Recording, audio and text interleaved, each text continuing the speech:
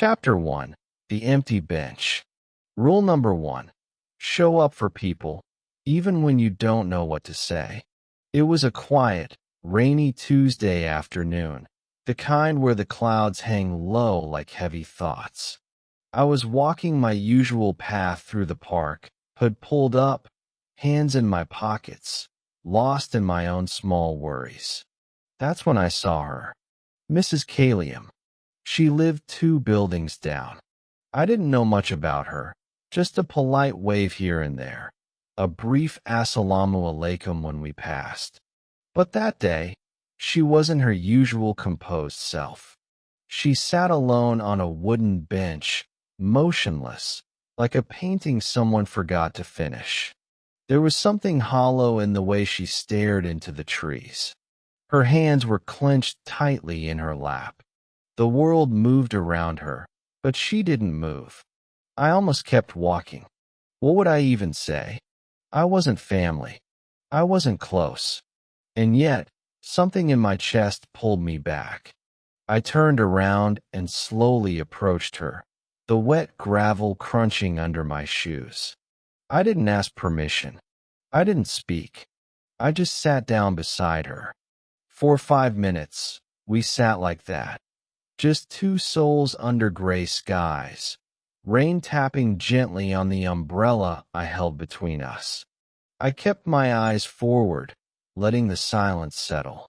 Then, softly, she whispered, "He passed away this morning."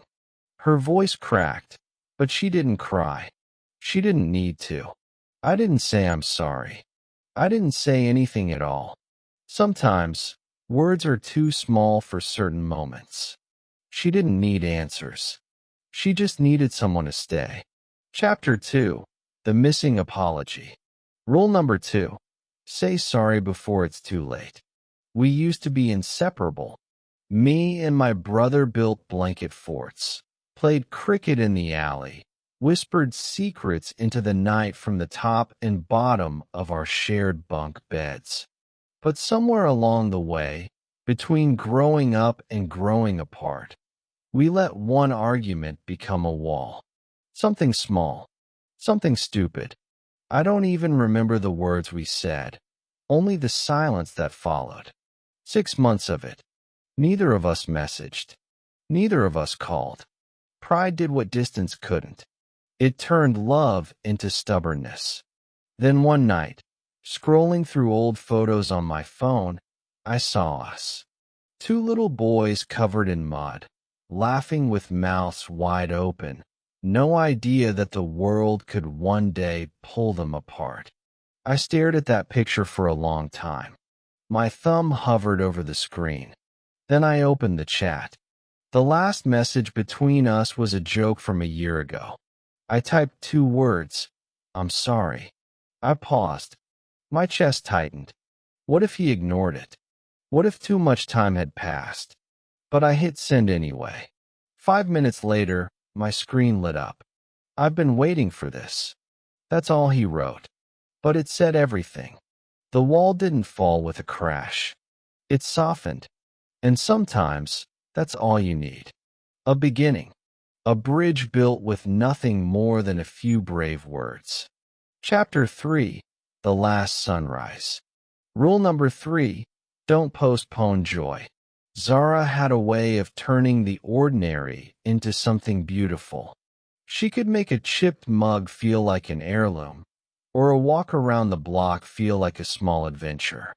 But there was one dream she always carried in her heart like a folded note. "I want to watch the sunrise from the mountains," she mentioned it often. Someday, she'd say, eyes bright.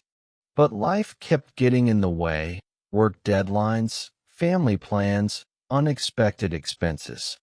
Someday became a placeholder, pushed further down the road by things that felt urgent but never truly important.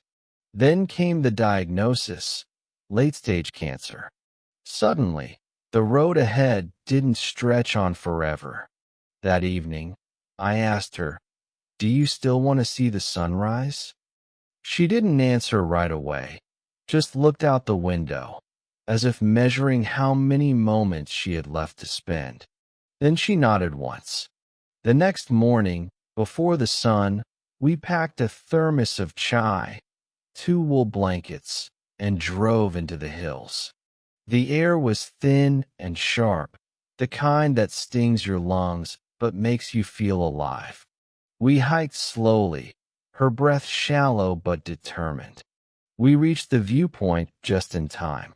The sky began to change minute by minute. Dark blue turned to violet, then to orange and gold. The light spilled over the cliffs like a blessing. It was quiet, just birds, wind, and the sound of 2 people witnessing something ancient and new. Zara took a sip of her chai, pulled the blanket tighter around her, and whispered, "This is enough. Not perfect, not grand, not someday, just now."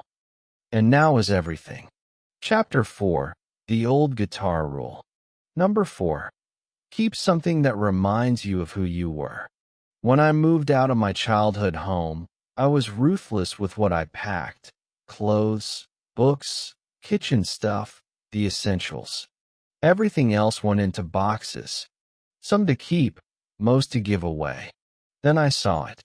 My old guitar. It was resting in the corner of the closet, half covered in dust. The wood was scratched, the strings slightly rusted. I hadn't played it in years. University, work, deadlines. Life had stolen the rhythm from my fingers. I almost left it behind. But something made me pause. Maybe it was the silence in my new apartment, or the memory of a song I used to play over and over.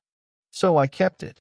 Weeks later, on a night when everything felt heavy and I couldn't sleep, I found myself sitting on the floor with that guitar in my lap. My hands were stiff, my fingers fumbled, but somehow they remembered. I strummed the first chord I ever learned. It echoed through the empty room, soft and imperfect. And just like that, I was 16 again, barefoot on the roof, singing to the stars, dreaming of faraway cities and a life full of stories. That single sound cracked something open in me. Not everything has to move forward. Some things are meant to hold you still, just long enough to remind you who you are. That old guitar didn't just play music that night. It played memory. It played hope. It played me. Chapter 5. The Mirror and the Mistake Rule. Number 5. Forgive yourself and begin again. We all make mistakes, but some leave marks that echo. Mine did. It started with one bad decision, one that came from fear, not malice. But it was enough to break something that had taken years to build. A friendship that had once felt like family. Words were said, trust cracked, and when silence followed, it wasn't peaceful, it was punishing. I replayed that moment in my mind over and over again like a broken record. I wrote texts I never sent. I rehearsed apologies I never gave. I punished myself quietly by withdrawing from joy, from people, from parts of myself I used to like. Guilt became my shadow. But one morning, in the blur of a tired reflection, I stood in front of the mirror, staring at a face that looked far older than it should. I don't know what came over me, but I said it out loud, like I was speaking to a stranger who needed to hear it. You are not your worst moment. My voice cracked. My eyes welled up. It didn't undo the past. It didn't magically heal the friendship or erase the pain. But it did something else. It opened the door. A door to healing. A door to beginning again. Forgiveness isn't about forgetting. It's about allowing yourself the grace to grow beyond your mistakes. That morning, I took my first real breath in weeks. And for the first time, I believed I was still worthy of another chance. Epilogue. The 8 rules looking back. Life didn't hand me these lessons all at once. They came slowly, sometimes in silence, sometimes in pain, sometimes wrapped in moments so ordinary I almost missed them. But they stayed, and over time, they became my compass. Maybe they can be yours too. 1. Show up for people even when you don't have the perfect words. Presence speaks louder than perfection. 2. Say sorry before it's too late. Don't let pride steal people from your life. A single apology can rebuild what silence tries to destroy. 3. Don't postpone joy. There will always be a reason to wait. Choose to live now, before someday becomes never. 4. Keep something that connects you to your past. Not everything old is useless. Some things hold your story, your spirit, your start. 5. Forgive yourself. You are not your worst moment. Healing begins the day you stop being your own judge. 6. Speak the truth, even when your voice shakes. Honesty is uncomfortable, but it frees you. Hiding who you are only builds walls between hearts. 7. Celebrate small wins. You don't need a grand victory to feel proud. Joy lives in progress, in trying, in getting back up. 8. Love without keeping score. Real love is not a transaction. It's not about who gave more. It's about showing up again and again with an open heart. These rules won't solve every problem, but they might just carry you through the moments that matter most. And that's enough.